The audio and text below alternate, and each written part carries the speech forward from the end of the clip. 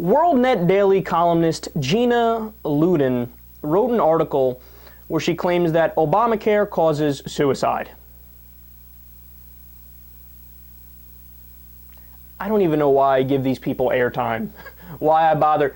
Somebody emailed me and laid out that criticism of me, and they're totally right. I don't know why I do it. Like, hey, Kyle, I like your show. I think you got a lot of great things to say, but why do you take the dumbest people in the country and take them seriously and debunk them point by point? I was like, yeah, it's funny.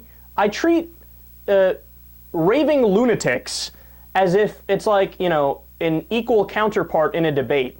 Where I say, okay, let's take that step by step here. 1A, you are incorrect because of, when all we should really do is laugh at them, right? But nonetheless, I will proceed to do exactly what I said I shouldn't do. Listen to the case that she builds. Quote, as a behavioral expert, I have already heard from people that there is certain information they don't feel like they can discuss with a counselor any longer. From older people, I have heard that there are medical conditions they don't feel they can discuss with their doctors for fear of it being disclosed. From constitutional experts, I have heard that Obamacare essentially leaves constitutional rights, especially the Bill of Rights, in tatters. Funny how she leaves out the fact that the Supreme Court says it's perfectly constitutional. She continues, this administration has caused suicides and deaths with only the weapon of Obamacare. Now, what evidence has she provided that there's suicides going on? None.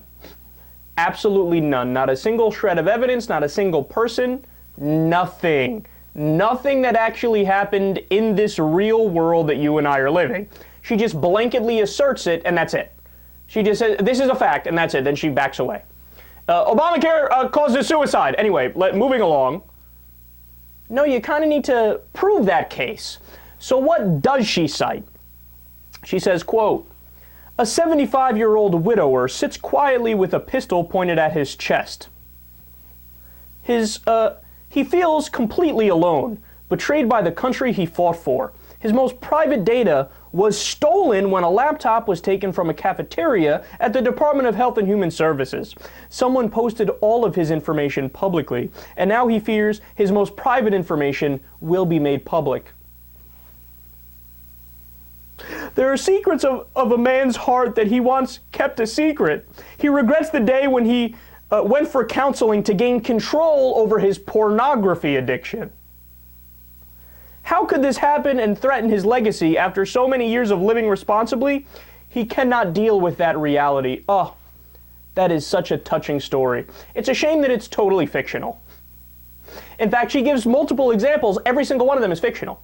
She's like, theoretically, this thing could happen, and this thing could happen, and this thing could happen. Yeah, but none of them happened. What are you talking about? They didn't actually happen, so you're wrong. You are factually incorrect. And I love the detail that she goes into as she's making up a theoretical scenario. 75 years old, there was a laptop stolen from the Health and Human Services. Yeah, that's a good one. And he had a porn addiction. Yeah, porn addiction, because that's totally a real thing that so many people suffer from. It's not that watching porn is a totally natural thing and we shouldn't make a big deal of it at all. And by the way, look, I'm going to go a step further. Who is going to even care about some old dude, whether he was a veteran or not a veteran? And I'm not putting down the service to the country. That's a fantastic thing. But who's sitting there by their computer going, I'm really bored. I wonder if I could look at the stolen records of any 75-year-old senior citizens who are scared of Obamacare. Nobody cares about a senior citizen's personal records. Nobody cares about that. Not a single human being, even if that information was public, would want to look at it. Like, oh, look at that. Dave had a hemorrhoid in 1986. That's kind of disgusting, isn't it? We don't care. We don't want to know about it. Why? These guys are insane, man. But it shows you, this is Obama derangement syndrome, as many people have talked about, where they start with the already held belief, and it's a conclusion in their mind. It's an axiom in their mind that President Obama is not only wrong and dumb, but he's evil. He's evil. And they just work backwards from that.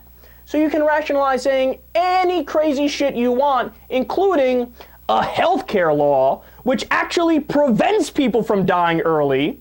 The 45,000 that die every year because they don't have access to basic health care, that's addressed, right? Gets rid of pre-existing conditions, gets rid of the lifetime caps that health insurance companies put on where they could kick people off when they need help the most, right? It actually stops people from dying, but they go, no, it makes people die because when they see the way Obamacare works, they commit suicide. Even though there's not one single documented case of that happening.